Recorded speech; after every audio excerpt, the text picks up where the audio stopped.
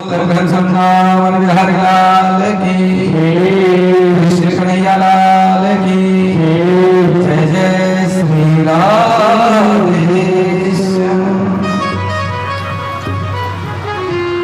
जो आपन चाहे कल्याण, सुजस सुमति शुभ गति सुखना।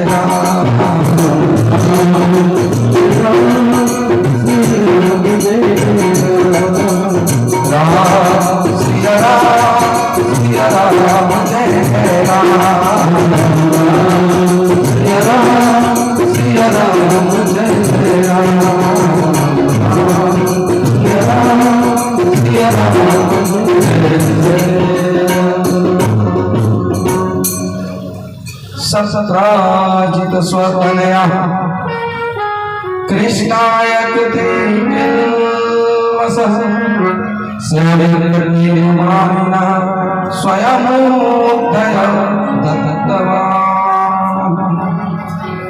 सत्राजित स्वतनया, यानी उसकी जो पुत्री थी जाम सत्यभामा, भगवान श्री कृष्ण को बहुत चाहती, पर सत्राजित नहीं चाहता था कि विवाह उसके साथ होगा। और सत्राजित सूर्य की बहुत उपासना करता था, भगवान सूर्य की अर्घ्य देता था। और हम सबको सुबह सुबह जग करके देना चाहिए, इससे बहुत पॉजिटिव एनर्जी बनती है, स्वास्थ्य पर भी बड़ा लाभ मिलता है। तो सूर्य की उपासना करते थे। ओम सूर्यम सुंदर लोकनाथम वेदांत सारम शिवम ज्ञानम ब्रह्ममयम सुरेशममलम लोके नचितम स्वयं इंद्रादित्य नराधिपम भगवं त्रैलोक्ये चूड़ामणिं ब्रह्मा विष्णु शिव स्वरूपं वंदे सदा भास्करं वंदे सदा।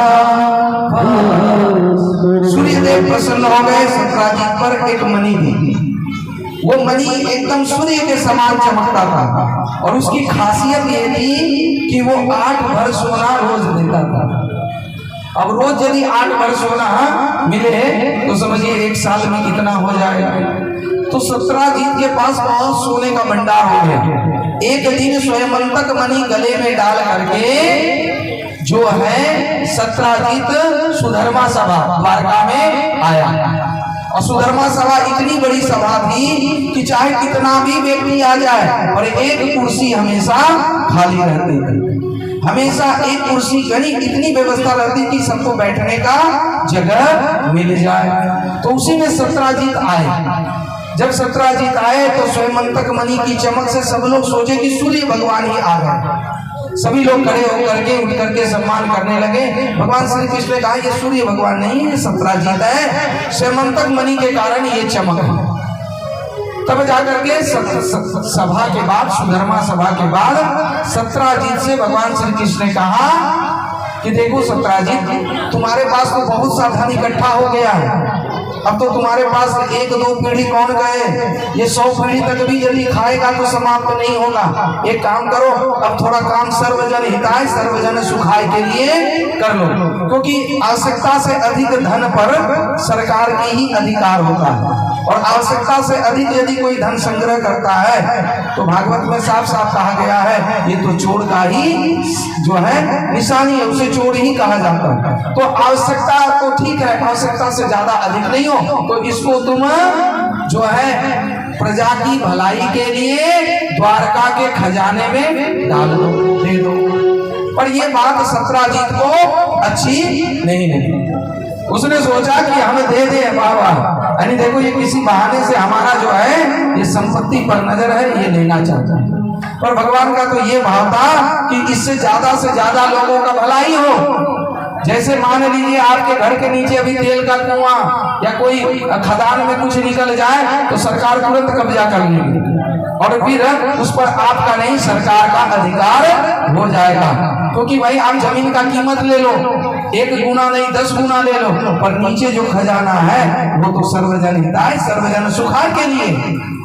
पर ये बात सत्राजीत को समझ में नहीं आई, नहीं दिया। जबरदस्ती की कोई बात ही नहीं। पर सत्राजीत जब घर आया तो अपनी पत्नी को कहने लगा, जानती हो अरे ये कृष्ण कन्हैया पहले तो माखन चोरी करता था, ये छलिया है ही, ये अभी भी इसका छल नहीं गया। हमको तो छल से ये जो स्वयंतक मणि है वो मांग रहा था। अरे हम देने वाले नहीं हैं, पर देखो हमने ये बात तुमसे कही, तुम किसी और से मत कहना। सत्राजीत ने ये बात अपनी पत्नी से कहने से मना कर दिया, कह दिया। और देखिए सबका अपना अपना हितैषी होता है, इसीलिए कहा गया दीवाल का भी कान होता है।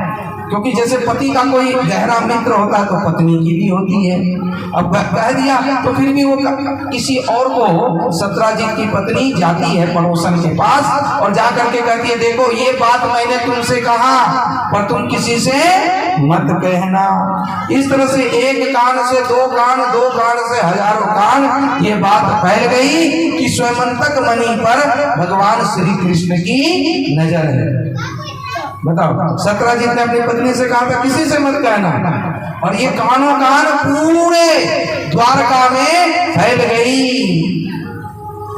शायद इसीलिए किसी ने भजन लिख दिया होगा, पर हमको ये बात अच्छी नहीं लगती। पत्नी को नहीं बताएगा तो किसको बताएगा? चाहे पत्नी कितनी प्यारी हो, उसे भेद बताना चाहिए।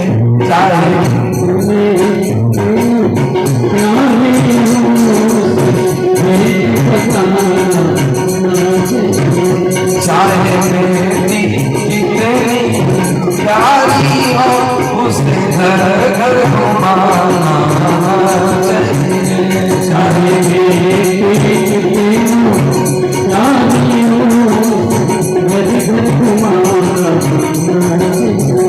चाहे बेटा कितना लागता हो, उससे सर पे बिताना चाहिए।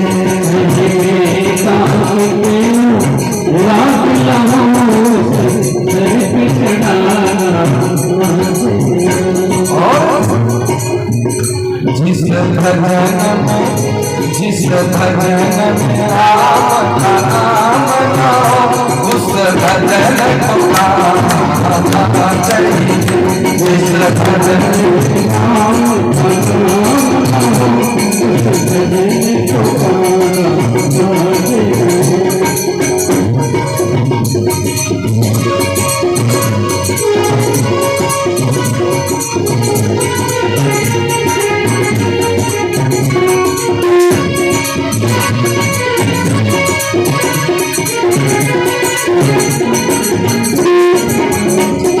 भजन में राम का नाम लो, उस भजन को गाना चाहिए।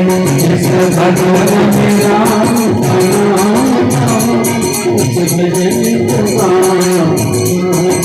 और एक बात बहुत अच्छी लगती है कि चाहे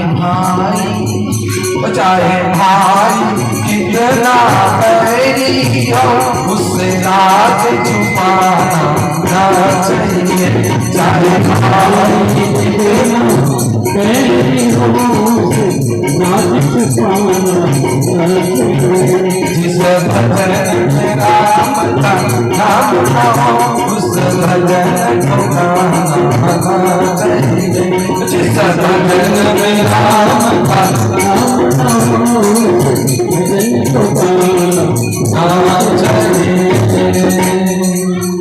और सब तो ठीक है, तो पत्नी को नहीं बताया तो किसको बताया? कहता है चाहे पत्नी, और आजकल देखो कुछ भी कहीं हो, किसी को बताए ना बताए पर पत्नी को लोग बताते ही हैं। इसीलिए मना किए, शायद ये भजन में ये बात कही गई कि युधिष्ठिर जी महाराज का श्राप है कि जो स्त्री हृदय वाले लोग हैं या जो स्त्री है उसके पेट में बात नहीं पचती है, और सब पच जाएगा पच जाएगा, बात नहीं पचती है।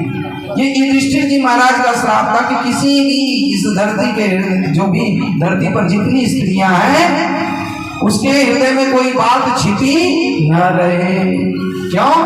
क्योंकि जब महाभारत के युद्ध में कर्ण मारा गया उस समय माता कुंती ने युधिष्ठिर जी महाराज से कहा इसका तर्पण करो, इसका अर्पण करो, श्राद्ध करो, क्योंकि कर्ण का श्राद्ध कौन करेगा? उसका नाते रिश्तेदार तो सब इस तरफ थे, पांडव ही थे। अब माता कुंती जानती थी ये तो मेरा ही सबसे बड़ा बेटा है। अब युधिष्ठिर जी महाराज कहते ये मेरा शत्रु है, ये मेरा भाई थोड़ी है जो हम इसका श्राद्ध करें, अर्पण तर्पण करें, इसलिए हम इसका श्राद्ध नहीं करेंगे। मैया कुंती ने कहा मैं कहती हूँ मेरा आदेश है तुम इसका श्राद्ध करो। जब बार बार आग्रह के साथ दुराग्रह करने लगी मैया कुंती, तब जाकर के युधिष्ठिर जी महाराज ने कहा मैया सच सच बता, आखिर इसके साथ हमारा और तुम्हारा संबंध क्या है जो तुम बार बार इसका श्राद्ध करने के लिए जिद करती हो? तुम्हें हमारी सौगंध। जब सौगंध दिया, शपथ दिलाई, तब माता कुंती ने कहा ये कोई और नहीं तुम्हारा बड़ा भाई है। जैसे ही बड़ा भाई का नाम सुना युधिष्ठिर जी महाराज के पैर के नीचे से मानो जमीन खिसक गई, जोर का झटका लगा। युधिष्ठिर जी महाराज कहिए मेरा बड़ा भाई, मैया तो इस बात को आज तक छिपा के रखी। यदि मैं ये जानता कि ये मेरे बड़े भाई हैं तो इस महाभारत के युद्ध में मैं तो सम्मिलित नहीं होता, और सम्मिलित भी हो जाता तो अपने बड़े भाई पर हाथ नहीं उठाता। मैया तो इतनी बड़ी बात कैसे हृदय में इतने दिनों तक आज तक तू छिपा करके रखी?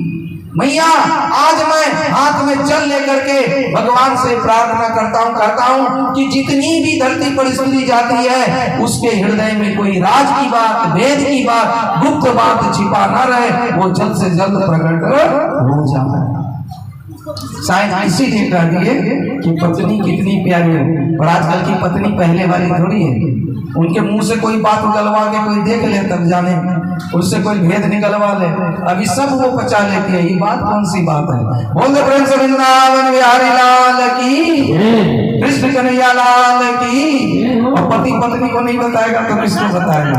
भले लोग जिसको जो कहना है सो कहे, फिर भी जहां तक हो जो है कब कौन बात कहना है नहीं कहना है इसका विवेक जरूर रहना चाहिए। तो इसीलिए शायद स्त्री भोली भाली होती है, उसमें करुणा, क्षमा, प्रेम, दया पुरुषों की तुलना में ममत्व की शक्ति ज्यादा होती है, इसलिए वो हृदय में कोई बात छिपा के नहीं रख पाती, तो इसी को प्रेमी जान करके कह ही देती है। इसी तरह से द्वारका में जैसे ही सत्यजीत ने अपने पत्नी को कहा, उसके पत्नी ने एक दूसरे को कहा, दूसरे ने तीसरे को, तो बात फैल गई। जब बात फैल गई तो संयोग देखो क्या हुआ। एक बार सत्यजीत का भाई प्रसेन गले में वो स्वयंतक मणि पहन करके जो है एकदम सिंधु देशीय घोड़े पर सवार होकर के आखिर के लिए निकल पड़ा। किस तरफ? नेपाल की तरफ, उत्तर दिशा में। जब निकला तो आगे गया, बहुत दिन हो गए पर वापस नहीं आया। जब वापस नहीं आया तो यहाँ द्वारका में इस बात की हल्ला हो गई, सब तो पहले से ही था, इस बात की हल्ला हो गई कि लगता है प्रसेन को द्वारकाधीश ने मार दिया होगा, और मार करके स्वयंतक मणि अपने खजाने में ले लिया होगा। इसलिए हो ना हो प्रसेन को कन्हैया मरवा दिया होगा, द्वारकाधीश मरवा दिए होंगे। ये बात कानों कान पूरे द्वारका में फैल गई, पर कोई जोर से नहीं बोलता था, पर सबके हृदय में ये बात बैठ गई। ये बात जब द्वारकाधीश के कानों तक पहुंची, का लेना न देना और खामखा हम जो है बदनाम हो रहे हैं, तब जाकर के द्वारकाधीश ने कहा इसे हाथ पे हाथ बैठे धरे रखने से नहीं होगा, हमें पता लगाना होगा कि आखिर प्रसेन गया तो कहाँ गया। वह भी कुछ सेनाओं को लेकर के, सैनिकों को लेकर के जो उत्तर दिशा की तरफ गया, घोड़े के पद चिन्हों को देखते हुए वहां पहुंचा जहां पर प्रसेन मरा पड़ा हुआ था। और प्रसेन मरा पड़ा था, तो सोचा कि आसपास तो कहीं स्वयंतक मणि होनी चाहिए, तो देखा कहीं नहीं है। फिर आगे देखा है कि वृक्ष के चरण चिन्ह है। उस वृक्ष के चरण चिन्ह को देखते हुए गुफा तक पहुंचा। गुफा में प्रवेश किए तो इधर जो है सैनिकों को कह दिया कि हम अकेले प्रवेश कर रहे हैं, तुम लोग बाहर ही रहना, 27 दिनों तक मेरा इंतजार करना, और उसके बाद ना आए तो तुम लोग लौट जाना, हम तो जैसे हो जो होगा देखा गया, पर 27 दिन तक इंतजार करना, उसके बाद लौट जाना। इधर जो है भगवान श्री कृष्ण जैसे ही प्रवेश किए, देखा एक कन्या उस मणि को लेकर के खेल रही है। भगवान पहचान गए यही तो स्वयंतक मणि है। उस कन्या के हाथ से जैसे ही मणि लेने गए कि कन्या चिल्ला उठी, जल्दी आओ, बचाओ, देखो कौन दुष्ट आकर के हमसे मणि लेने का प्रयास कर रहा है। तुरंत दौड़े दौड़े जामवान जी आए, अरे दुष्ट, तेरी इतनी साहस, तू हमारी कन्या के हाथ से स्वयंतक मणि लेगा। दोनों में मल्ल युद्ध शुरू हो गया, और वो युद्ध 1 2 दिन नहीं 28 दिनों तक चला। इधर 27वें दिन तो सैनिक वापस आ गए द्वारका। वसुदेव जी देवकी मैया से घबरा गए कि अरे हमारा कन्हैया गया, पता नहीं कौन विपत्ति में फंसा है। उसी समय चैत्र माह का जो दुर्गा होता है ना, तो दुर्गा देवी की उस समय उपासना किए 9 दिनों तक।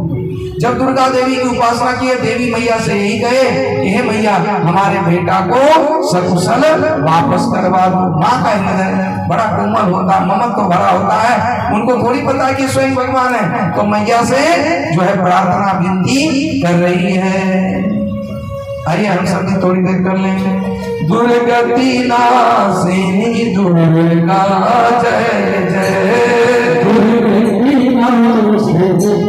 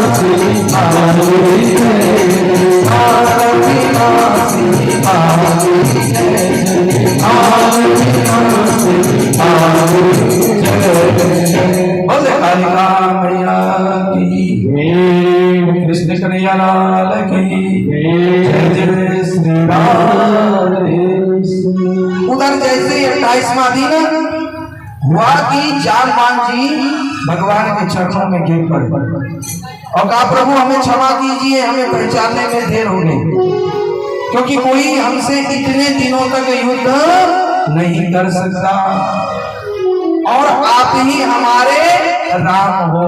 इसलिए प्रभु किस हेतु से यहाँ आना हुआ, क्या प्रयोजन? तो कहा, देखो हम कृष्ण अवतार के रूप में स्वयंतक मणि की लीला में फंस गए हैं, इसलिए ये मणि तुम हमें वापस कर दो, नहीं तो सब हमें चोर समझ रहे हैं, हत्यारा समझ रहे हैं, इसलिए ये मणि वापस कर दो। तब जाकर के जामवान जी ने कहा, ये मणि तो हम वापस नहीं कर सकते, क्योंकि कन्या की दी हुई वस्तु हम कैसे ले लें? कन्यादान यानी महादान होता है, और फिर कन्या को जो वस्तु दे उस पर कोई हक नहीं होता, चाहे किसी भी प्रकार का दान क्यों ना हो, तो वो वापस हम कैसे दें? ये तो नहीं हो सकता। भगवान श्री कृष्ण ने कहा, हमको ये मणि चाहिए चाहे कैसे भी हो। जामवान जी ने कहा, हम तो दे ही नहीं सकते, ये कैसे हो सकता? बात सही है कि पहले लोग आज भी करते हैं, जैसे कन्यादान किया कन्यादान किया तो कन्या के यहाँ का अन्न जल आदि अन्न जल ग्रहण नहीं करते हैं। और यहाँ तक कि पहले के लोग तो उस गांव में पानी तक नहीं पीते थे, क्योंकि हमने इस गांव में कन्या दान किया है, कन्या को दिया है, बेटी भी आया है, इसलिए यहाँ का हम जो है अन्न जल ग्रहण कैसे कर लें। उसके बाद जो भी है रीति रिवाज चला है, मान आदि करके फिर से शुरू हो जाता है। पर कन्यादान ये तो महान दान है कि नहीं भैया? कोई बेटी को पाल पोस करके बड़ा करके किसी और को देता है तो कितना बड़ा दान है कि नहीं है? राजा जनक को भी दशरथ जी कहे कि हमें आप क्यों इतना मान सम्मान दे रहे हैं? अरे हम आपसे छोटे हैं, क्योंकि हम आपकी कन्या का लेने आए हैं और हम तो यहाँ याचक बन करके आए हैं। रामचरितमानस ने साफ साफ लिखी है। और आजकल जब शादी होती है तो बेटा वाला क्या कहते हैं, हम तो बेटा का बाप है, हमारी मान खातिर ज्यादा होना चाहिए। और बेटी वाला हमेशा झुक करके रहता है कि कहीं कुछ गड़बड़ ना हो जाए और हमारी बेटी की शादी में कोई अड़ंगा ना आ जाए, इसलिए जो कहे सो निहार। और जो बोल दे ठीक है टीवी हाँ, स्कूटर हाँ, 4 चक्का अच्छा कोशिश करेंगे देंगे, एकदम हाथ जोड़ करके तैयार रहते हैं। तो ये बताओ, बेटी का बाप बड़ा होता है कि बेटा का? यहाँ तो जोर से बोला भाई, थोड़ा और जोर से बोलो, बेटा वाले सुन ले। बेटी का बाप बड़ा कि बेटा का? बेटी का। तो अब से बेटी वाले जो भी शादी नहीं हुई है, हो गई है, तो अपने पिता का सर झुकने नहीं देना, कहना कि बेटी का बाप बड़ा होता है। हमने भागवत में श्यामा गोपाल में सुन लिया। बताओ जोर से तो कन्या दान करने वाला हमेशा बड़ा होता है। बेटी का बाप बड़ा होता है, बेटा का बाप बड़ा नहीं होता है। अरे जहाँ चूल्हा चौका करना लिखा होगा, संबंध होगा, होना है तो होके रहेगा। ज्यादा भी झूठ के गिरा के मत रहिए जहाँ होना। अब इसका मतलब ही नहीं कि ज्यादा अकड़ के रहिए, पर अपना स्वाभिमान को भी बचा के रखना चाहिए। तो इसलिए बेटी बोझ नहीं होती है, बेटी कोई पढ़ाया धन नहीं होता है, ये तो बेटियों का त्याग होता है, तप होता है। और इसी के कारण ये सृष्टि उसी शक्ति पर टिकी हुई है। इसीलिए मातृ देवो भव ये पहले आता है, पितृ देवो भव बाद में है, आचार्य देवो भव बाद में है, और सब देवो भव बाद में है। क्योंकि स्त्री शक्ति की महत्ता बहुत। आज भी स्त्रियां जितनी सहती है उतना पुरुष उतना बेटा नहीं सहता। अब देख लो, बीमारी में या डांट के डपट के जितना बेटी सुख पहुंचाती है, शायद ही बेटा पहुंचाए। और फिर भी हम बेटी को पढ़ाया धन मानते हैं, फिर भी हम न जाने बेटी को माथे का बोझ मानते हैं, और बेटी से जो सुख आनंद मिलता भूल जाते। कितना लेते हैं, 1 लाख 2 लाख 10 लाख, फिर भी देखो दोनों कुल को कैसे बैलेंस करके चलती है।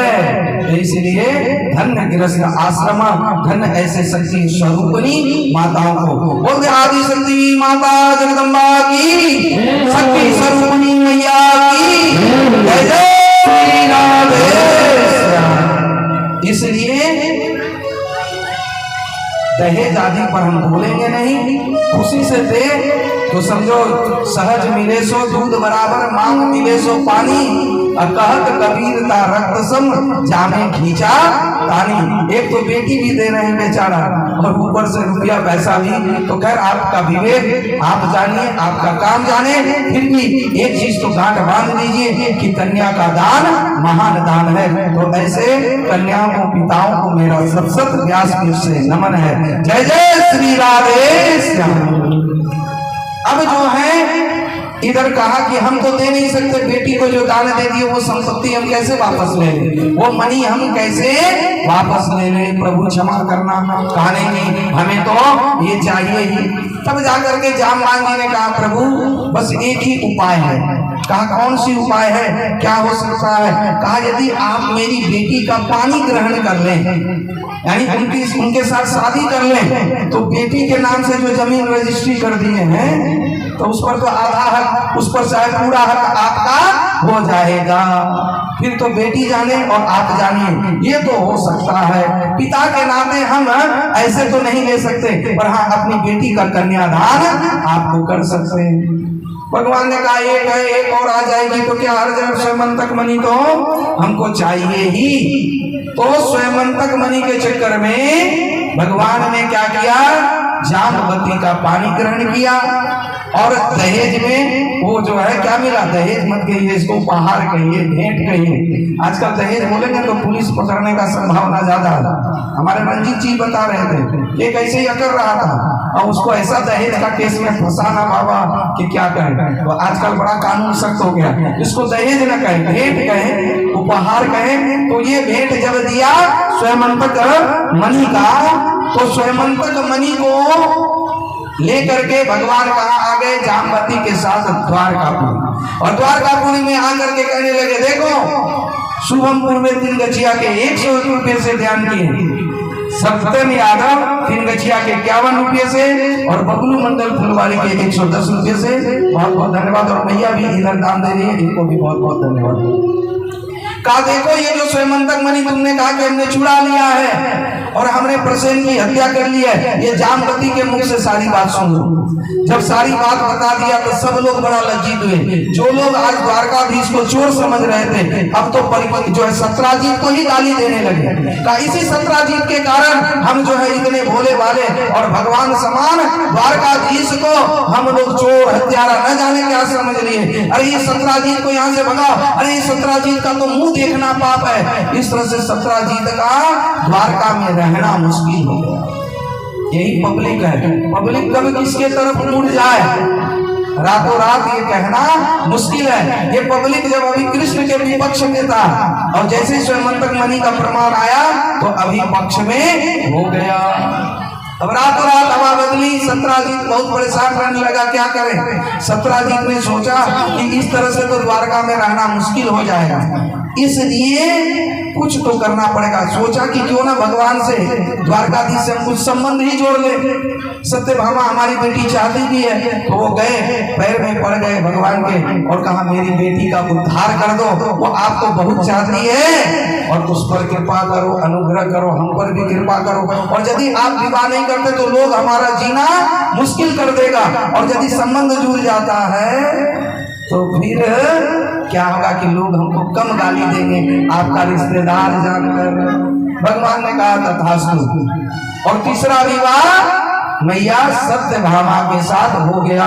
बोलते मैया सत्यभामा की। और चौथा विवाह कालिंदी के साथ हुआ। एक बार मैया कालिंदी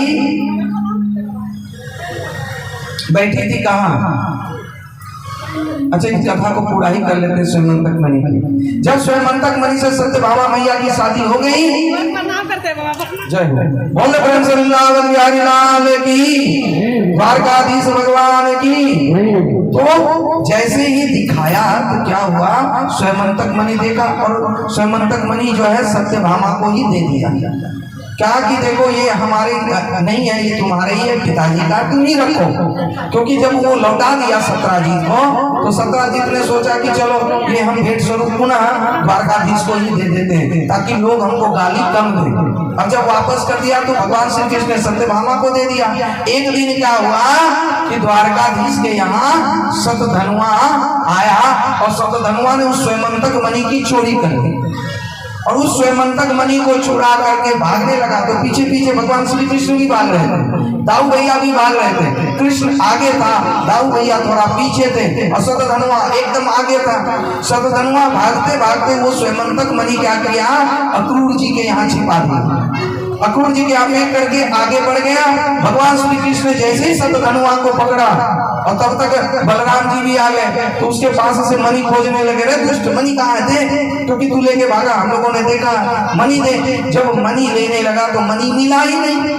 शतधनुआ के पास जब कोई मणि नहीं मिला, दाऊ भैया को शक हो गया। देखिए भाई भाई में संपत्ति से कैसे विवाद हो, और ये उसी समय से होता आ रहा। दाऊ भैया को लगा कि हमारा कन्हैया झूठ बोल रहा है, इसको स्वयंतक मणि चाहिए थी और स्वयंतक मणि इसने अपनी पत्नी सत्यभामा को दिया हुआ है और ये सत्यभामा नहीं देना चाहती होगी तो ये जो है कहीं राज खजाने में ना आ जाए, इसलिए बहाना कर रहा है कि चोरी हो गई। अरे यदि शतधनुआ चोरी किया होता तो इसके पास से ये मिलता नहीं माल खजाना।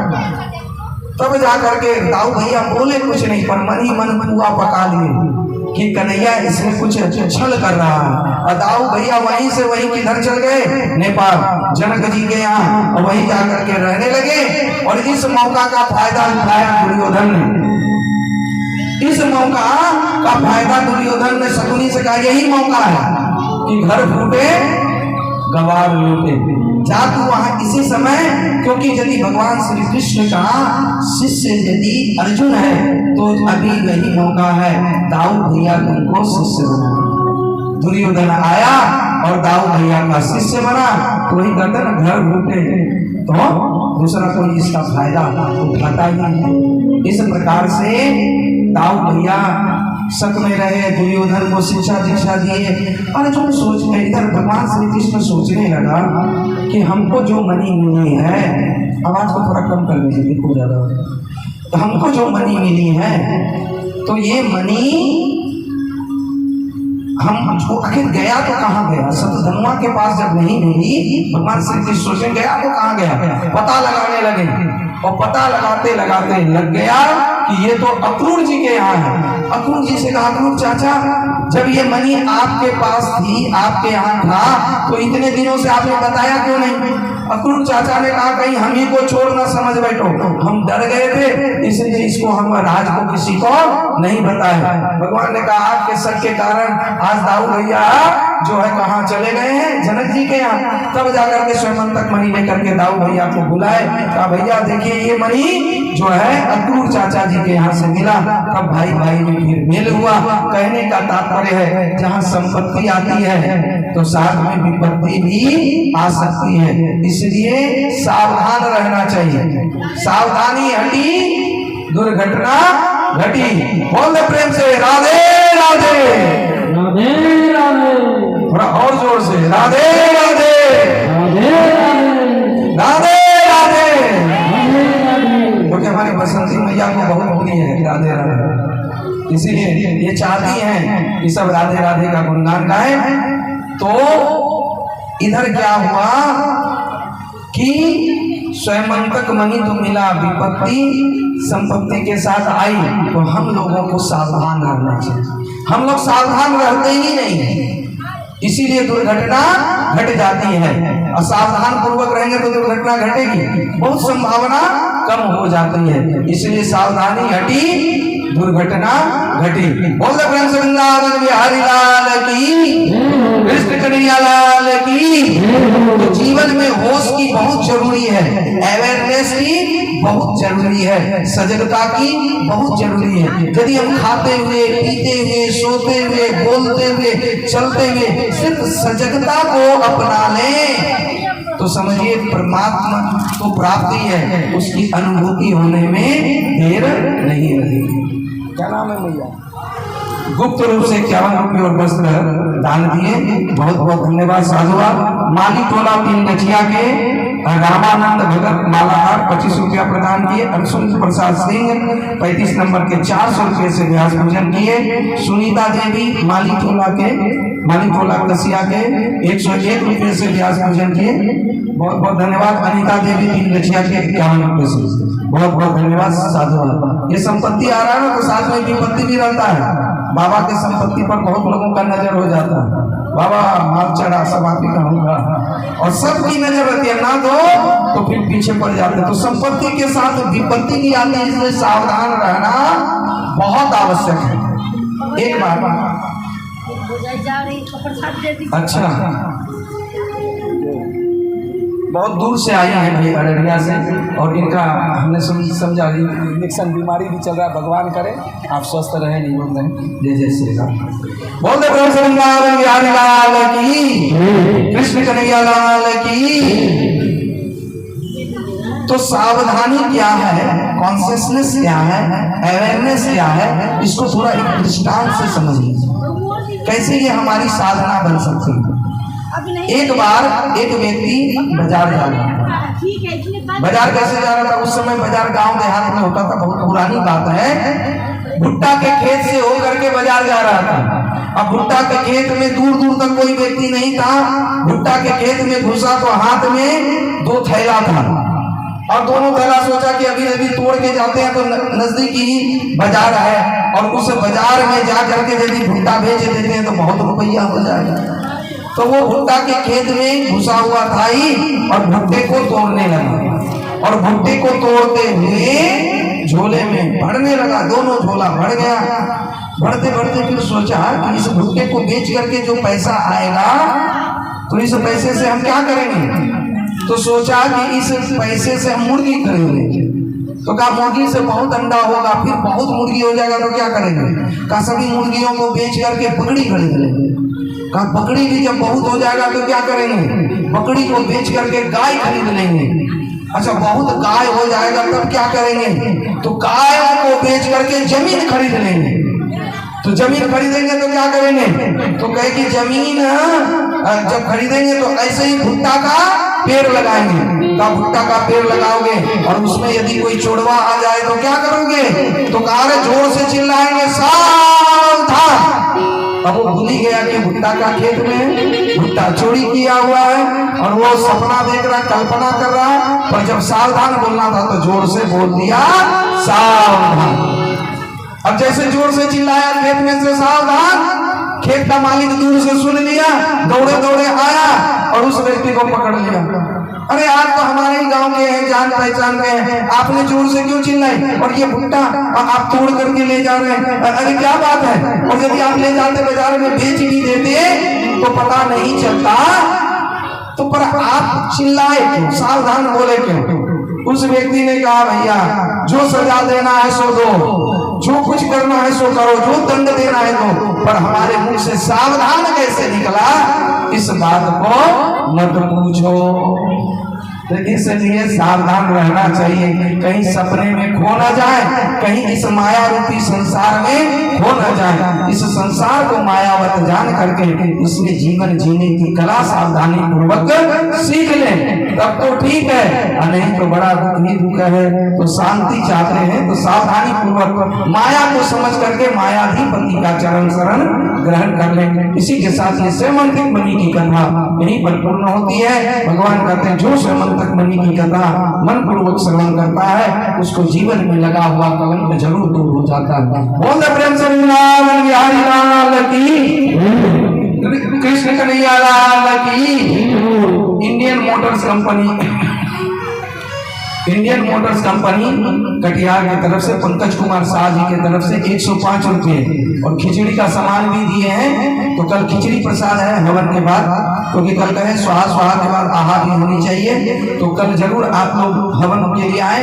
हवन सामग्री यहाँ पर उपलब्ध है, तो जो लोग ला सकते हैं ठीक है, नहीं ला सकते हैं तो यहाँ से आपको हवन सामग्री मिल जाएगी। बाद बाकी दक्षिणा यज्ञ का पत्नी है दक्षिणा, तो वो आप यथासाध्य अपने साथ लाएंगे। तो पंकज कुमार जी को बहुत बहुत धन्यवाद, साधुवाद। साथ ही जो है बसंती मैया के हाथों कटिहार के नया टोला के नरेश प्रसाद शाह 101 रुपये से व्यास पूजन किए, बहुत बहुत धन्यवाद। कटिहार के नया टोला के बाबुल कुमार यादव 101 रुपये से व्यास पूजन किए, बहुत बहुत धन्यवाद। साथ ही मनोज यादव नया टोला के 151 रुपये, आनंद महाशय ये नया टोला के 101 रुपये, बहुत बहुत धन्यवाद सबको। सबके नाम से एक जोरदार ताली बजाइए। अच्छा कल भाई कृष्ण मंत्र का दीक्षा जिनको लेना है, कई लोग एक प्रश्न ये भी किए थे कि जैसे हम शिव को गुरु मानते हैं, शिव चर्चा करते हैं, तो हम क्या करें। तो भाई शिव की चर्चा करते करिए, शिव को गुरु मानिए, पर चलता फिरता एक जीवंत मास्टर भी होना चाहिए। माने गुरु मतलब कर्णधार, जो कान पकड़ के कहे इधर नहीं इधर। अब बात बाकी मानिए तो कोई गुरु है, नहीं मानिए तो नहीं है। मानिए तो पत्नी है और पति है, नहीं तो सिर्फ सिंदूर दान से नहीं होता। हमने एक दिन भजन में सुनाया था ना, हेरे कन्हैया किसको कहेगा तू मैया, मानो तो देव न तो पत्थर। तो जो लोग दीक्षा लेना चाहते हैं कृष्ण मंत्र का, शिव मंत्र का भी, और वही मंत्र है, किसी से लेकर के बस अपना जपिए। ये मत सोचिए कि कोई गुरु बना लेंगे तो फिर तो गुरु हमको दूहेंगे, हमारा पैसा लेगा, हमारा धन लेगा, बस वो नहीं। गुरु किया जाता है कि ताकि हम जो करें थोड़ा पूछ के करें। यदि कहीं समस्या है, यदि हमसे जानकार है तो शंका का समाधान करें। आपको बात जचे तो अच्छा है, नहीं जचे तो कोई बात मेरी, तब तो जय जय सीताराम। तो ऐसा जीवन में कोई मार्गदर्शक होना चाहिए। तो जिनको मंत्र दीक्षा लेना हो तो कल आप जो शिव चर्चा वाले भी हैं वो भी ले सकते हैं, ऐसे कृष्ण भक्त तो ले ही सकते हैं। तो मंत्र सब एक ही है, चाहे किसी भी मंत्र को आप जपिए, पर उस परम पिता परमेश्वर से नाता जोड़िए और सत्य पथ पर चलिए। Honesty is the best policy, ईमानदारी ही सर्वोत्तम नीति है, बस इसको अपना करके जीना है, बस यही जानिए। इसलिए कल जो भवन यज्ञ के साथ साथ दीक्षा लेना चाहते हैं तो अपनी तैयारी करके आएंगे। और मैया बसंती तो कहती पहले हम ही को देना, और हम क्या देंगे, मतलब वो मंत्र अपना लेंगे, अपना जपेंगे, और वो जाने उनका काम है, जितना जपेंगे उतना उनको आनंद मिलेगा, उनका साधन भजन पक्का होगा। तो सबको बहुत बहुत धन्यवाद। हमारे काढ़ा गोला बड़ारी की तरफ से आते हैं नीलू पंडित जी, ये बड़ा समय निकाल करके आए बड़े दूर से।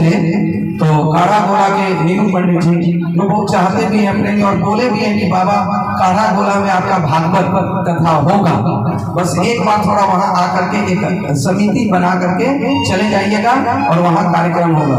एक बार जय जयकार लगा दीजिए काढ़ा गोला के लिए। बोले कृष्ण कन्हैया लाल की। तो काढ़ा गोला यहाँ से कितना दूर होगा सर? 20-25 किलोमीटर, कितना किलोमीटर वही होगा, ज्यादा दूर नहीं। हाँ 20-30। तो चलो ज्यादा दूर नहीं है, तो वहाँ कथा का उन्होंने कहा है, और बहुत जल्दी ही वहाँ कथा का शायद परमात्मा की इच्छा रही तो हो जाएगा। जय जय श्री राधे।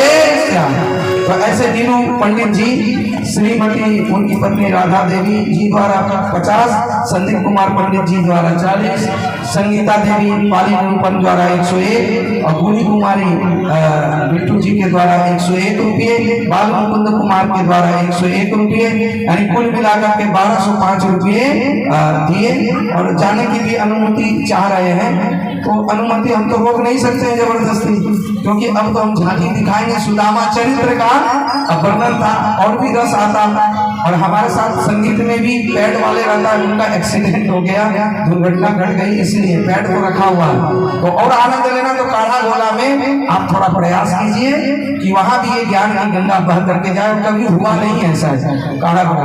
हाँ तो कह कोई बात नहीं, उसका एक आयोजन कीजिए, समिति बनाइए, जरूर आएंगे। तो आप अनुमति है। जय जय श्री राधे श्याम। बोलो प्रेम से वृंदावन बिहारी लाल की। इति मध्यस्थयतः भूमे शिष्टधनिते अल्लेः तन्मयः नीतापति गच्छति विष्णु वरण्यं वरदं तमः परमं पिता।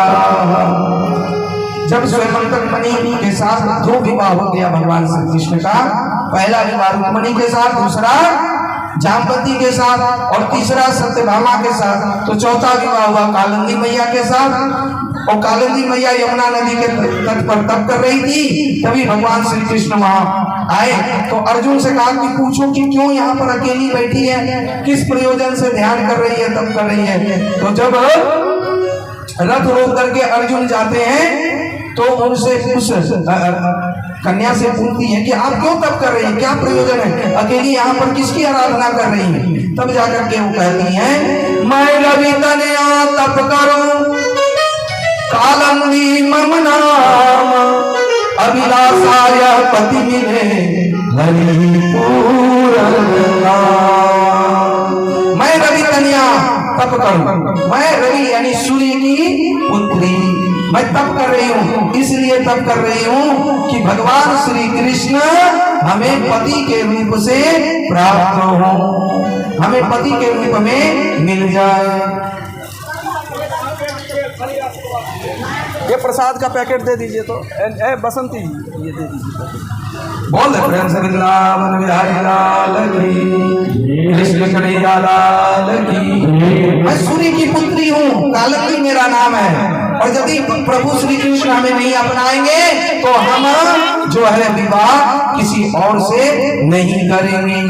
जब ये बात कहा तब अर्जुन ने कहा, प्रभु आपका तो सूत्र बड़ा मजबूत है, अब तीसरी विवाह हो चुकी, चौथी की तैयारी है, वो आप ही का वर्ण करेगी, अन्यथा कहीं विवाह नहीं करेगी। भगवान ने कहा चलो 3 है तो 1 मुट्ठी और चावल सही। जैसे एक बंगला गाना है ना, ओ नदी एक मुठो जल फेले दे हारी दे कि ठाकुर जमाते लो बारी दे। ओ नदी ठाकुर जमाते लो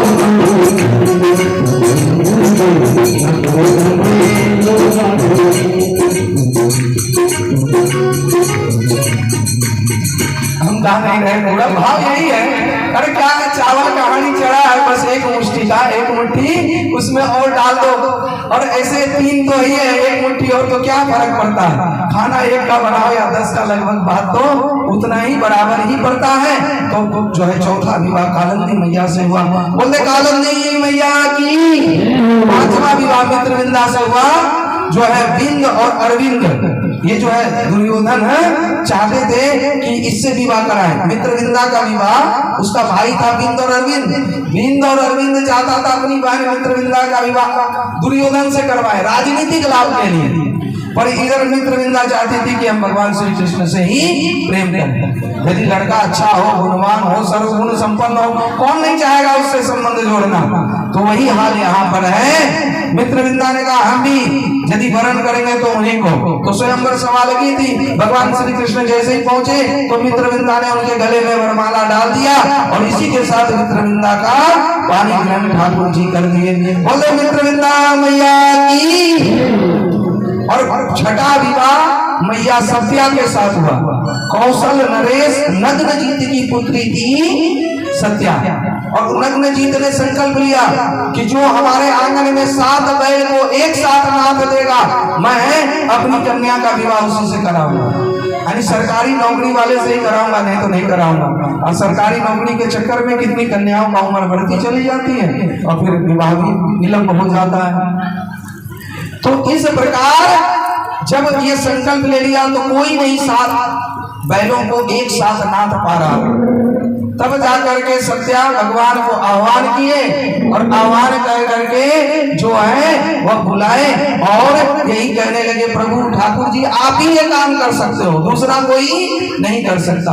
तब भगवान आए और एक साथ 7 रूप लेकर के 7 बैलों को नाथ डाले। बोले कृष्ण कन्हैया लाल की, मैया सत्या की। इस प्रकार सत्या से मैया सत्या से 6ठा विवाह हुआ। ये 7 चक्र, 7 दरवाजा, ये हमारे शरीर के ही सब है।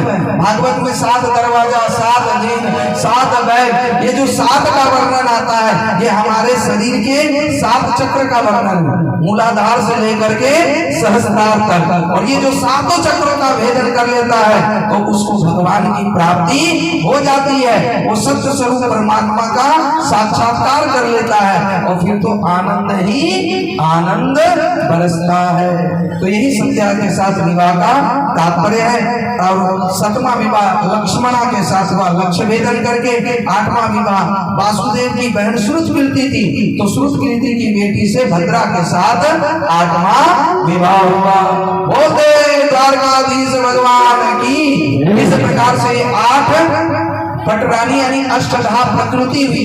ये अष्टधा प्रकृति भगवान के हैं, और भगवान इसका वर्णन किए। अगला विवाह जो है 16,100 एक साथ होता है। भौमासुर नामक नरकासुर उसका नाम है, तो नरकासुर कहें या भौमासुर, इसने क्या किया, जहां भी चढ़ाई की वहां के लोगों को, राजाओं को, सेठ साहूकारों को मार करके उसकी कन्या, उनकी स्त्रियों का हरण कर लेते थे। हरण करके कैद खाने में डाल देते थे। और इधर भौमासुर का यही प्रतिज्ञा था कि मैं एक साथ 1 लाख स्त्रियों के साथ विवाह करूंगा। ऐसी भौमासुर आज नहीं है कि आज 1 बीघा हुआ, 100 बीघा, 1000 बीघा, और पूरी धरती हमारी हो जाए। और ऐसी जिसके मन में लालच है, वासना है, कामना है, समझिए वो भौमासुर है। और ऐसी इच्छा जल्दी पूरी नहीं होती है, वो भी जाए तो टिक नहीं पाती है, क्योंकि भगवान प्रकृति के यहाँ सब व्यवस्था बनी हुई है। तो जब भौमासुर ये चाहा तब नारद जी आए, और नारद जी भगवान श्री कृष्ण से कहने लगे प्रभु जल्दी कीजिए, विलंब मत कीजिए। ये 16,100 स्त्रियां और कन्याएं ये करुण पुकार कर रही है, इसकी स्थिति बहुत दयनीय है। आप इनको तारो, इनको पुकारो, वे सब आपके शरणागत शरणागत हैं। हम सब भी तो भगवान के ही शरणागत हैं। और आइए हम सब भी मिल करके भगवान से कहें, इन 16,100 स्त्रियों के साथ, कन्याओं के साथ भगवान से क्या कहें? प्रभु हम भी शरणागत हैं, स्वीकार करो तो जाने।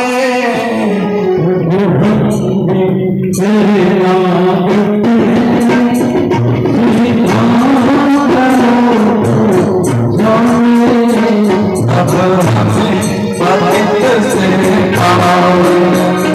सरकार करो तो जाने। अब हमें पवित्र से स्वीकार करो तो जाने।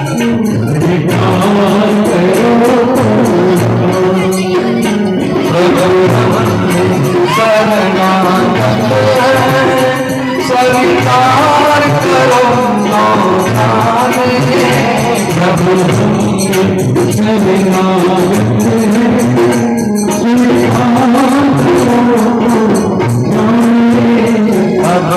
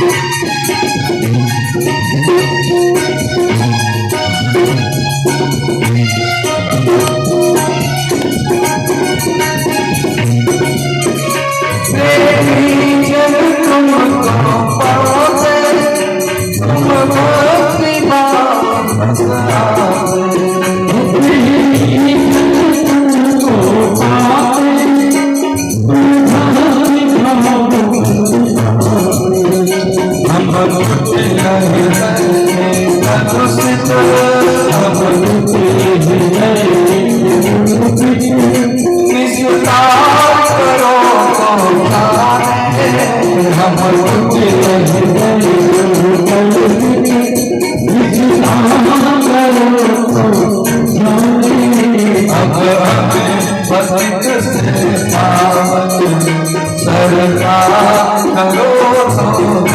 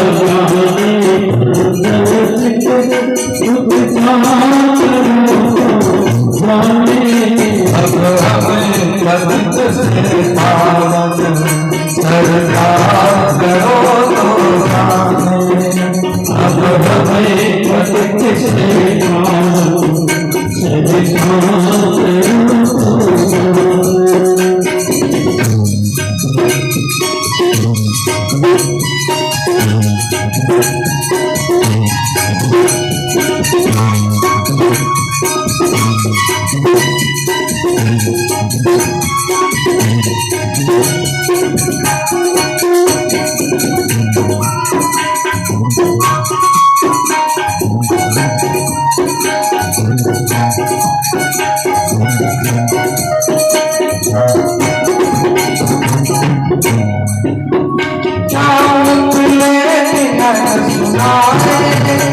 हम कैसे तुमको पाएंगे, क्या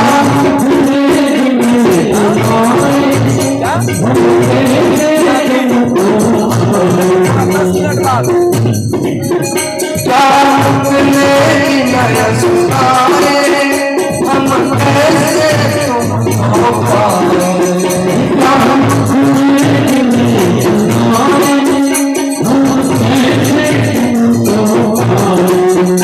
अगणित अपराध किए हैं, अगणित अपराध उद्धार करो जाने, अगणित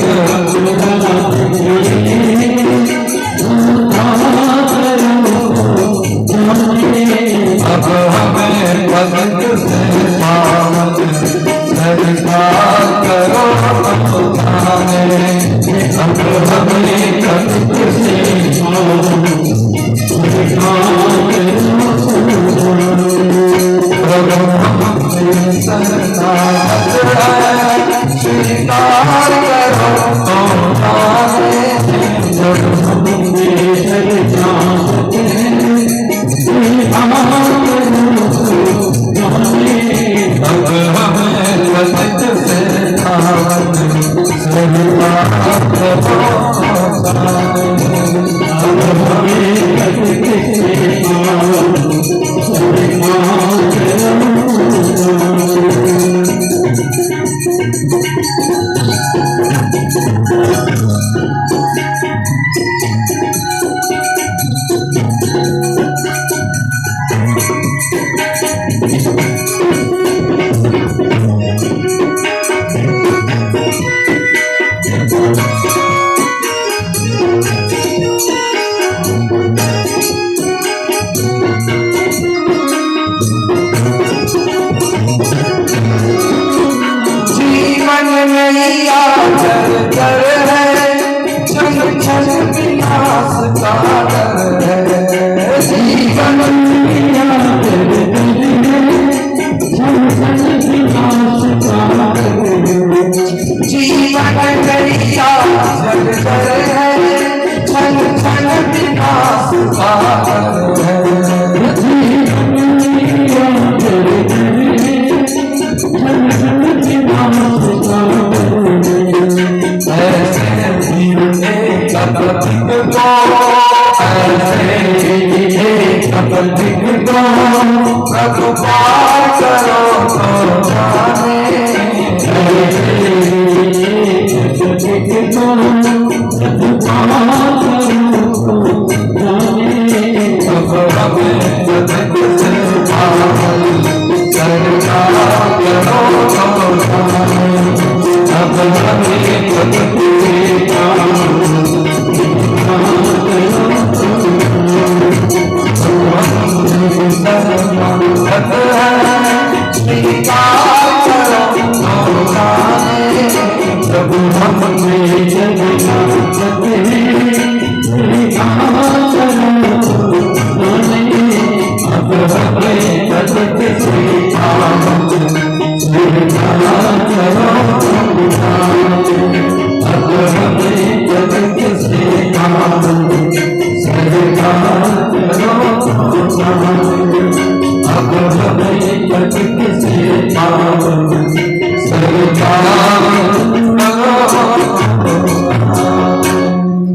सच्चिदानंद भगवान की नाम लाल की जय जय श्री भगवान के चरणों में पतित से पावन होने के लिए उषा देवी जी नया टोला फुलवारी के 35 नंबर वार्ड के 200 रुपये से व्यास पूजन किए, बहुत बहुत धन्यवाद। और हिसड़ा यानी गड़ेरी टोला के जो है 251 रुपये से व्यास पूजन किए और उनको भी बहुत बहुत धन्यवाद साधुवाद। साथ ही यहाँ पर नेहत कुमारी नया टोला के 21 रुपये से, पप्पू कुमार साहब 50 रुपये, विकास जी फुलवारी के 60 रुपये, रेणु देवी पंजाब के रहने वाले हैं नया टोला में 110 रुपये, प्रिंस राज नया टोला फुलवारी के 100 रुपये, विवाह दुबे नया टोला के 51 रुपये, नेहा कुमारी 101 रुपये, अनुज कुमार गरेटी टोला के 102 रुपये, मुन्ना साहब तीन गछिया के 111 रुपये, काजल देवी तीन गछिया के 111 रुपये, वीना कुमारी तीन गछिया के 50 रुपये, सुनील कुमार चौधरी लालू नगर के 50 रुपये, सविता देवी माली टोला के 50 रुपये, आंचल माला कार जो है माली टोला के 21 रुपये, कल्पना देवी सेवानगर के जो है ये 50 रुपये, संध्या शर्मा नया टोला के 101 रुपये, आकाश कुमार नया टोला के 55 रुपये, राम कुमार शाह तीन गछिया के 51 रुपये और जो है स्वर्णिम सिंह कबर ये कुछ नहीं लिखी है, पैसा मोड़ के दी होगी, तो जो भी हो 101 रुपये से, तो बहुत बहुत धन्यवाद, साधुवाद। बोले प्रेम से वृंदावन बिहारी लाल की, कृष्ण कन्हैया लाल की, उमापति महादेव की जय जय श्री राधे श्याम। प्रभु हम भी शरणागत है, स्वीकार करो तो जाने, अब हमें पतित से पावन सत्कार करो तो जाने।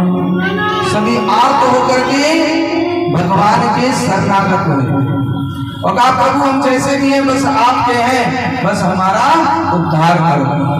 भगवान भी देर नहीं किए, गरुड़ पर सवार होकर के झट जो है भौमासुर के राजधानी पहुंच गए। भौमासुर जो प्राग्ञ ज्योतिषपुर में रह रहा था और उसकी रक्षा 5 सिर वाला मूर दैत्य उसकी रक्षा करता था। तो सबसे पहले भगवान 5 सिर वाले उस मूर दैत्य का वध किया, इसलिए भगवान का एक नाम पड़ा मुरारी। बोलते मुरारी भगवान की, मुरारी भगवान की। इधर मूर दैत्य का वध करने के पश्चात जो है क्या हुआ कि भौमासुर के यहाँ जो भी 16,100 स्त्रियां थी, कन्याएं थी, उसका उद्धार किया, कारावास से मुक्त किया और कहा सब अब अपने अपने घर जाओ।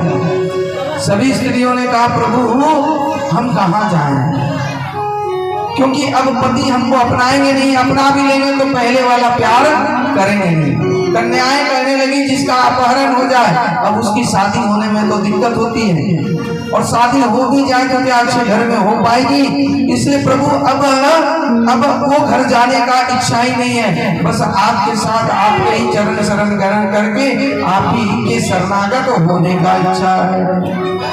भगवान ने कहा तथास्तु और 16,100 रूप बना करके सभी कन्याओं को जो है रहने का स्थान दिए और सभी से विवाह किए। ये 16,100 क्या है, ये वेद की श्रुतियां और इन श्रुतियों से भगवान ने संबंध जोड़ा। बोलते द्वारकाधीश भगवान की।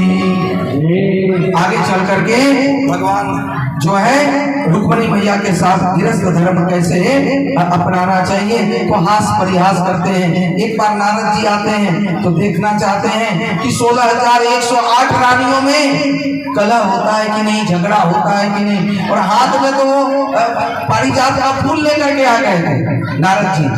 तो नारद जी देखे कि रुक्मिणी मैया और भगवान श्री कृष्ण बड़ा आराम से हंस रहे हैं, बोल रहे हैं। हाँ थोड़ा सा विनोद कर दिए। एक बार भगवान रुक्मिणी मैया से कहने लगे अरे हमारा और तुम्हारा जो ये शादी है ना ये बड़ा बेमेल है, ये जोड़ा ठीक जमा नहीं। रुक्मिणी भैया सोचिए ये बुढ़ापे में इनको क्या सूझा है, क्या बोल रहे हैं। कहा देखो कहाँ हम गौ चढ़ाने वाला, कहाँ हम काला, अरे हम राजा भी नहीं है, और कोई तो हमें न जाने किस किस नाम से पुकारता है। कोई रणछोड़ कहता है, कोई तो कहता है ये निर्गुण है, कोई गुण ही नहीं है, कोई कहता है इसके माता पिता का ही ठीक नहीं है, कोई यशोदा नंदन, कोई देवकी नंदन, और कोई तो कुछ इस तरह से न जाने हमें क्या क्या कहता है। तुम्हारी शादी उससे हो रही थी कौन, दाम घोष के पुत्र शिशुपाल से, तो उसी से ठीक था। जैसे ही ये बात कही तो मानो रुक्मिणी मैया को तो मूर्छा ही आ रही थी, और जब ऊपर से एक बात और कह दी कि अभी भी कुछ नहीं हुआ है, अभी भी शिशुपाल बेचारा कुंवारा बैठा पड़ा है, तो जा सकती हो। ये सुनते ही मैया रुक्मणी बेसुध हो गई। भगवान झट से पकड़े, चतुर्भुज रूप बनाए, एक हाथ से पंखा करने लगे, एक हाथ से पानी का छींटा दिए, और तब जाकर के कहीं रुक्मणी मैया को होश मिलाए।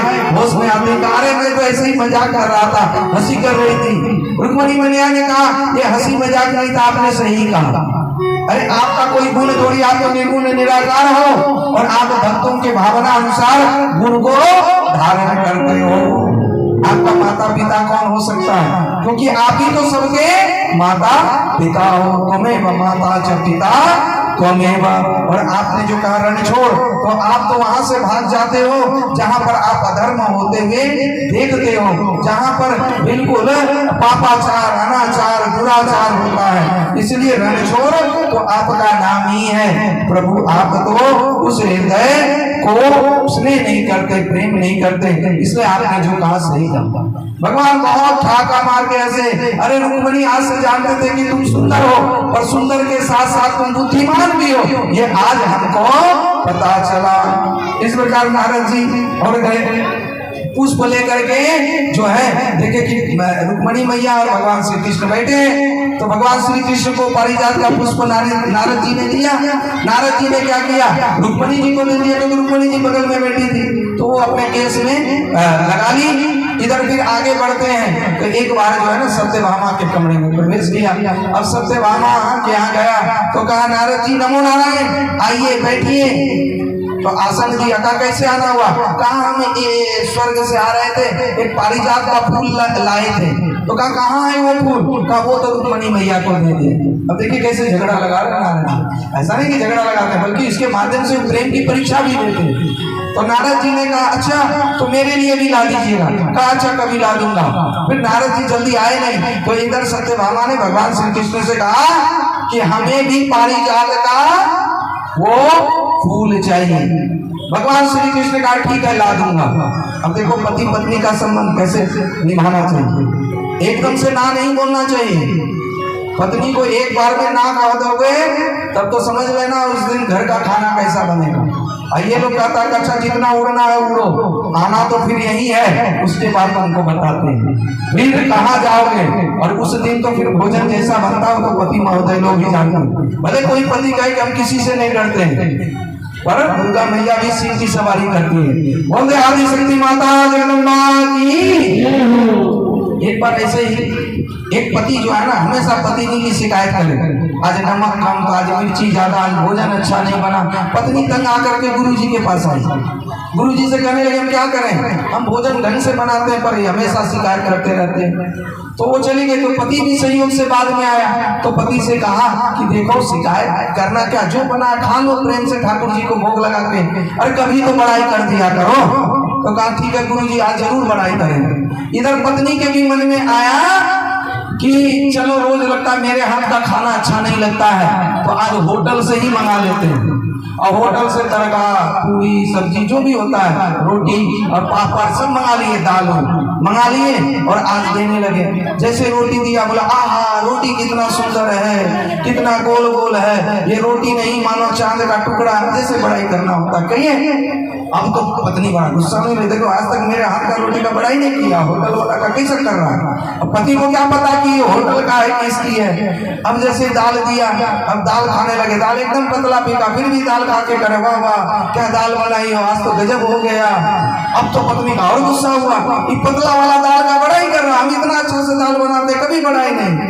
इसी तरह से सब्जी, पापड़, चटनी सबका बड़ाई करते जा। पत्नी अंत में थाली में जो कुछ भी था पटक के कहा जाओ, होटल का खाना यदि इतना ही अच्छा लगता है तो होटल का ही खाओ, हमको बनाने की जरूरत नहीं।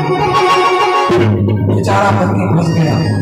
बड़ाई करे पर थोड़ा सोच समझ करके, ऐसा भी नहीं कि झूठ मूठ के करने के चक्कर में कहीं अपना ही पैर पर कुल्हाड़ी न मार दे। तो खैर ये तो घर गृहस्थी की नाते रिश्तेदारी है, कभी कभी बड़ाई कर देना चाहिए, नहीं भी मन हो। और यही तो पति पत्नी का संबंध है। बाद बाकी और संसार में सुख कुछ भी नहीं है, बस वही दो क्षण थोड़ा हंस लिए, बोल लिए, बस यही तो है। और नहीं तो कई लोग बाहर का भी टेंशन घर में ले आते हैं। इसलिए पुरुषों को चाहिए कि बाहर का टेंशन बाहर ही छोड़ दें और घर में थोड़ा हंस बोल करके फिर वो खूटी में जो टेंशन लिया था तब फिर बाहर जाइए। बाहर का टेंशन घर में घुसने ही नहीं दीजिए और माता भी इसका ध्यान रखें कि अपने मधुर स्वभाव से घर का वातावरण बिल्कुल मंदिर जैसा स्वर्ग जैसा बना के रखिए। बोल दे प्रेम से वृंदावन बिहारी लाल की, कृष्ण कन्हैया लाल की। अब देखो हुआ क्या कि जब कन्हैया ने कहा कि ला देंगे, सत्यभामा को ऐसे करते करते 6 महीने बीत गया।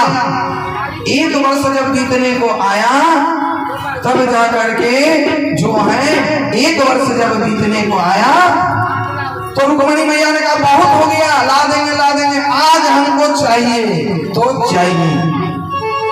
हम क्या करें? प्रभु ने सोचा फंस गए। अब पानी नाक से ऊपर हो गया, टालते 1 वर्ष हो गया, अब टाला नहीं जाएगा, अब तो ये बिल्कुल जाना ही पड़ेगा।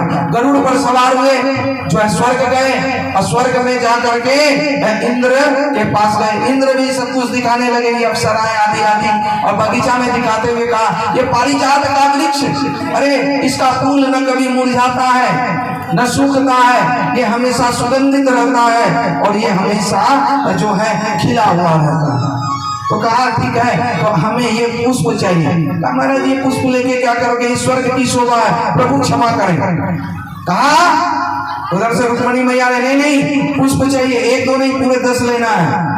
इधर कहा कि अरे दे दो, 2-4 देने से क्या हो जाएगा। उधर से इंद्रानी इंद्र को इशारा के खबरदार जो दिया तो फिर हमारे बगीचे का क्या होगा। अब बेचारा इंद्र क्या करे? कहा प्रभु सब कुछ दे सकते हैं पर इस पुष्प की तरफ नजर मत कराइए। इधर जामवती सत्यभामा मैया ने कहा कि जो कुछ भी हो जाए, लेने आए हैं तो लेके जाएंगे। अब क्या करे बेचारा, दोनों पतियों का पत्नी के कारण अब मरण होने लगा। इंद्र ने खबरदार जो हाथ लगाया तो प्रभु भगवान ने कहा हाथ लगाने की बात करते हो, लोग मैंने पारिजात का वृक्ष उखाड़ा।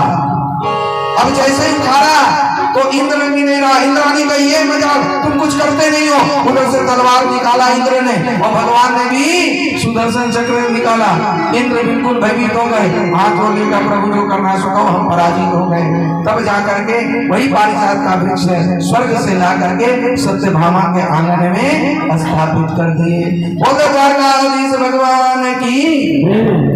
ये तो थोड़ा मनो विनोद था, बाद बाकी भगवान श्री कृष्ण की गृहस्थी में कहीं देखा नारद जी कहीं चौसा खेल रहे, कहीं पासा खेल रहे, कहीं बच्चों को पढ़ा रहे, हर तरफ आनंद ही आनंद है, कहीं पर कोई कलह और क्लेश नहीं है। इस प्रकार नारद जी घर गृहस्थी को देख करके बड़ा आनंदित हुए और आगे चल करके उषा और अनिरुद्ध का मिलन होता है चित्रलेखा के माध्यम से और बानासुर का वध करके जो है उषा और अनिरुद्ध का विधिवत विवाह होता है। फिर प्रहलाद का जो पुत्र विरोचन हुए, विरोचन के बाली उसके 100 पुत्रों में से सबसे बड़ा जो पुत्र था बानासुर। तो बानासुर बड़ा शिव भक्त था, पर एक बार बानासुर जो है भोलेनाथ से ही कहा कि युद्ध करना चाहते हैं, थोड़ा सा इतना ताकत मिला है तो आजमाना चाहिए। भोलेनाथ ने कहा गुरु से ही तो लड़ेगा, हमने हाथ दिया हम ही को तुम हाथ दिखाते हो तो ठीक है, ये पताका लो, जिस दिन ये ध्वज पताका टूट के गिर जाए समझना तुमसे लड़ने वाला आ गया। तो इधर एक दिन क्या होता है कि सत्यभामा के साथ आते हैं, पताका गिरता है और भगवान विष्णु जो है वह बानासुर का वध करने का प्रयास करते हैं।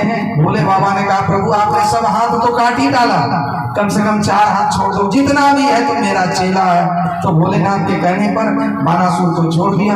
बानासुर ने भी प्रार्थना की कि प्रभु आपने हम पर बहुत कृपा किया। इस तरह से कथा जो है आगे भी आता कि भगवान घर गृहस्थी अपनाते हुए एक बार पोतों के साथ खेल रहे थे। भागवत के 64वें अध्याय में राजा नृग का वर्णन आता है कि नृग राजा एक बार क्या हुआ, वो गिरगिट बन गया।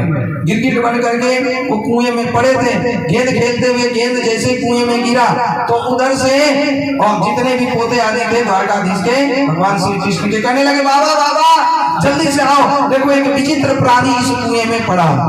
भगवान श्री कृष्ण आए, जैसे स्पर्श किए एक दिव्य पुरुष के रूप में प्रकट हुए। कहा तुम कौन हो? कहा अहम मृग राजा नाम न काम प्रद्युम्न तन्नतो तन्नया प्रभु विस्ते से यदि तत् कामानास्तु पशुंविधा यथा प्रण में विक्रामी समाहिता तथा नमद्युम योने दंडवान। का तुम कौन हो, विस्तार से बताओ। तो कहा मैं राजा नृग और मैं रोज लाखों गाय का दान देता था। तो कहा कुछ कानी गाय या खराब गाय दान देते होगे? कहा नहीं, एकदम से कामधेनु गाय की तरह ही, और उस गाय के सींग में सोना मरवा करके और वस्त्र आदि से ढक करके और दक्षिणा के सहित हम दान करते थे। तो कहा ऐसी दशा कैसी हो गई? तो कहा एक बार दान देने के क्रम में क्या हुआ, दान दी हुई वस्तु दूसरे के पास चला गया। जब दूसरे के पास चला गया, यानी संत को दान दिया था और वही गाय वापस मिल गया और फिर वही वस्तु दूसरे को दे दिया ब्राह्मण को। तब दोनों उस गाय को लेकर के लड़ने लगे। वो कहने लगे ये गाय मेरा है, राजा ने हमको दिया।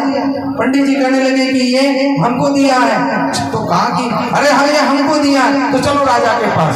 जब राजा के पास गए, दोनों सही रहा, क्योंकि पहले तो एक को दिया था, वो आ गया था, पर पुनः राजा ने दूसरे को दिया। दोनों लड़ते हुए जब आए तो राजा ने कहा खामा का लड़ते हो, अरे इतना हम देते हैं, तुम एक गाय के लिए इतना माता बच्ची कर, अरे तुम लोग को बुरा भला कह दिया। तब दोनों को गुस्सा आया कि एक तो गाय दिए, तुमको विचार करने के बदले अभिमान में अपनी दान का महिमा मंडन कर रहे हो। जाओ, तुम जो है गिरगिट की तरह रंग बदल रहे हो, तो तुम गिरगिट की योनि में ही प्राप्त हो, गिरगिट ही बन जाओ। इसीलिए गिरगिट की योनि प्राप्त हुई। कहते जब राजा नृग का शरीर छूटा तो स्वर्ग, तब स्वर्ग गए। तो स्वर्ग जाने के क्रम में क्या हुआ कि वहां पर जो है धर्मराज ने कहा आपने पुण्य तो बहुत किया है, पर थोड़ा सा गलती हो गई तो पाप बहुत कम है। तो पहले पुण्य का फल भोगिएगा कि पहले पाप का? एक चीज याद रख लीजिएगा कि जितना पुण्य करेंगे उसका भी फल मिलेगा और जितना पाप करेंगे उसका भी फल मिलेगा। ये मत सोचिएगा कि पाप करके थोड़ा चढ़ावा दे देंगे तो वो पाप कट जाएगा, नहीं कटता। पाप कटता नहीं है, बल्कि पुण्य का जो पूंजी है वो भी मिलेगा और जो आपने पाप किया उसकी भी सजा मिलेगी। जैसे कोई गलत कार्य करे और उसको पकड़ने आए तो पिता ये नहीं कर सकता कि मेरे बदले में बेटे को पकड़ के ले जाओ। जिसने सजा की उसको सजा भोगना ही पड़ेगा। हाँ, भले पुरस्कार हम दूसरे को दे सकते हैं, पुण्य का फल हम भले दूसरे को दे सकते हैं कि हमको कोई गोल्ड मेडल मिला तो उस गोल्ड को हम दूसरे को दे दें, पर सजा यदि हमको मिलेगा तो हम ये बांट नहीं सकते। इसी तरह राजा नृग ने कहा पहले हम गिरगिट ही बनेंगे, पहले हम ये पाप का फल भोगेंगे, तब तो पुण्य का फल ज्यादा है, इसका हम भोग करेंगे। तो इसी कारण राजा नृग जो है वो गिरगिट की योनि में प्राप्त हुआ। आगे बलराम जी वृंदावन कैसे गए और कैसे यमुना को अपनी तरफ खींच करके उसके साथ विहार किए, इसकी कथा आती है। फिर भगवान श्री कृष्ण ने पौंड्रक और काशीराज द्विविध का उद्धार किया, सुदीक्षण राक्षसी कृता और सुदर्शन चक्र को वरदान दिया। इसी तरह से नारद जी जब गृहस्थ आश्रम के लौटे थे तो सुधर्मा सभा में राजसूय यज्ञ जब हो रहा था उसमें भगवान श्री कृष्ण का प्रथम पूज्य होने के कारण शिशुपाल नाराज हो गया था। तो 100 काली के पश्चात जो है शिशुपाल का वध किए, उद्धार किया और राजसूय यज्ञ में कैसे अपना झूठा पत्तल उठा करके राजसूय यज्ञ में कहा जो कुछ नहीं करता और यदि झूठा पत्तल उठाना भी ये पुण्य का कार्य है। तो इस प्रकार राजसूय यज्ञ को सफल किए, जरासंध का उद्धार किए, इंद्रप्रस्थ लौट के आए और इस प्रकार दुर्योधन का एक बार इंद्रप्रस्थ में अपमान हुआ, वहां भी भगवान श्री कृष्ण मौजूद थे और उसी में साल्व के साथ यादवों का बड़ा घनघोर युद्ध हुआ। तो भगवान साल्व का उद्धार किए, दंत वक्र और विदुरथ का भी उद्धार किए और फिर बलराम जी थोड़ा तीर्थ यात्रा में चले गए थे तो तीर्थ यात्रा में सुत जी का वध किए, फिर बलवल का उद्धार किए। इसके साथ ही 79वां अध्याय समाप्त होता है। 80वें अध्याय में सुदामा चरित्र है। गर्ग संहिता में तो इसका बड़ा विस्तार से वर्णन है। आज हमको आदेश हुआ कि थोड़ा जल्दी कार्यक्रम को लाना है, तो आइए सुदामा चरित्र के माध्यम से 10 सवा 10 तक यानी अधिक से अधिक 10:30 जब तक बारात का आगमन नहीं हो जाता है तो तब तक हरी इच्छा तक हम इस कथा को ले जाएं। तो सुदामा की झांकी बन गई हो तो ले आए मंच पर। तो आइए अब हम सब भाव से प्रेम से भागवत के 80वें अध्याय के सुदामा चरित्र में वर्णन करें, प्रवेश करें। फिर कभी प्रभु की इच्छा हुई तो अगली बार यदि कथा हुआ, हमारे सभी जितने भी भक्तजन हैं, जितने भी सज्जन वृंद हैं, इनके मन में भाव आया तो फिर कथा में जो छूट गया, आपको पता है कौन हम छोड़े हैं कौन बोले हैं, तो फिर एक अलग भाव से कथा होगी और अलग अंदाज में। तो आप सब कृपा बनाए रखेगा और हमें लगता है जरूर होगा। वो तो मैया भी कह रही थी कि होगा होगा बाबा। तो फिर भगवान की इच्छा, ठाकुर जी की इच्छा, 201 रुपये से ममता देवी सुदामा जी को दान दिए, 3 गछिया के कटियार के। सोनू कुमार, मिठू कुमार और बलराम कुमार, इन तीनों को बहुत बहुत धन्यवाद, साधुवाद, भगवान की कृपा बनी रहे। क्या नाम है भैया? कन्हैया शाह अनंत देवी 51 रुपये से, शंभू प्रसाद शाह 51 रुपये से, जो है कंचन देवी, पार्वती देवी नया टोला के 101 रुपये, अशोक कुमार पोदार अधिवक्ता है, लॉयर है, 101 रुपये से व्यास पूजन किए। ललिता देवी नया टोला के कसिया टोला के 51 रुपये से व्यास पूजन किए। मीना देवी 3 गछिया के 50 रुपये से व्यास पूजन किए। भानो देवी 3 गछिया के 502 रुपये से व्यास पूजन किए। भानो देवी को बहुत बहुत धन्यवाद, साधुवाद। करण कुमार कांति 3 गछिया के, जो है जो भी मनोकामना है पूरा हो तो भाई यदि सही मनोकामना है तो जरूर पूर्ण होगा और निष्काम भाव से जरूर भगवान पूर्ण करते हैं। तो भगवान करे आपकी मनोकामना पूर्ण हो। यक्षराज पासवान नया टोला के 105 रुपये से व्यास पूजन किए, बहुत बहुत धन्यवाद, साधुवाद। नया टोला के ही त्रिशा रियांश 201 रुपये से व्यास पूजन किए। रूपा देवी राजेश शाह 51 रुपये नया टोला के, इन्होंने जो है अभी सुदामा चरित्र में चढ़ाएंगे यानी भागवत में विदाई किए, तो इनको बहुत बहुत धन्यवाद, साधुवाद। नया टोला किधर है? यही नया टोला, नया टोला वाले जाते हैं, इसीलिए सोचे कहाँ है नया टोला। धीरज का मम्मी मनोरमा बिहार वाली जाना चाहते हैं तो जा सकते हैं। हाँ, धीरज की मम्मी मनोरमा बिहार वाली यदि आप जाना चाहती हैं तो चली जाए। बोल दे प्रेम से वृंदावन बिहारी लाल की, कृष्ण कन्हैया लाल की। भैया झांकी बन गया हो रंजीत जी, तो ले आए, आज विलंब नहीं करेंगे क्योंकि कल सुबह जल्दी जग करके हवन यज्ञ भी करना है, तो इसलिए आज ज्यादा विलंब नहीं करेंगे। आइए हम सब 80वें अध्याय में प्रवेश करें। प्रवेश करने से पूर्व एक प्यारा सा भजन हम लोग श्रवण करें, उसके पश्चात सुदामा चरित्र गाइए हो।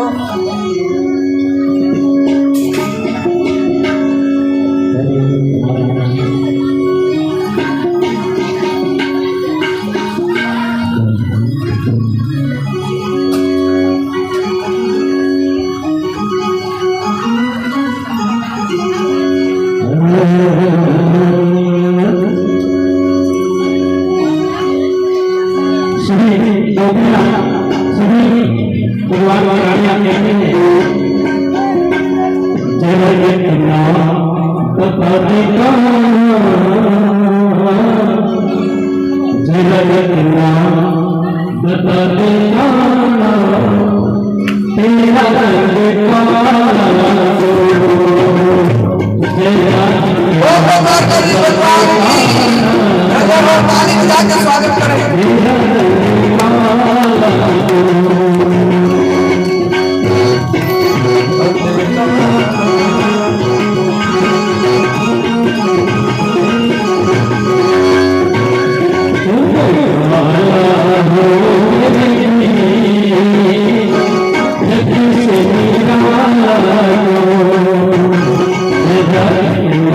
Radhe